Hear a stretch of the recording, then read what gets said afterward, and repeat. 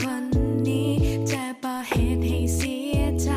จะรักษาไว้แบบนี้และจะหักเจ้าเรื่อยไปขอสัญญา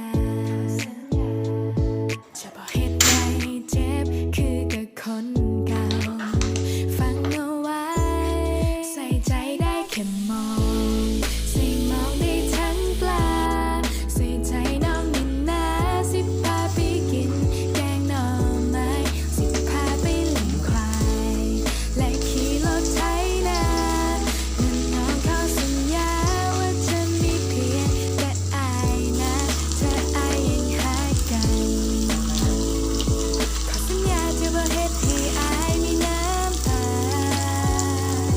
จะบ่เฮ็ดให้เจ็บคือทุกคนที่ผ่านมา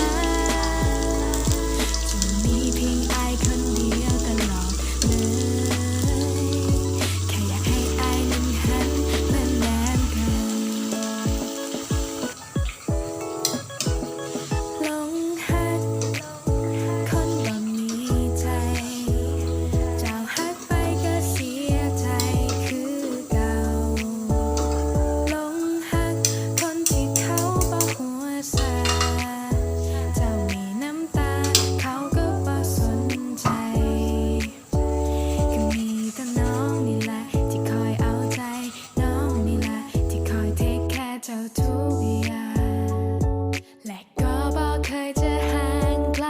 ให้เจ้านั้นต้องเหงาใจคอยปลอบเวลาเจ้าเสียใจมาหากับน้องคน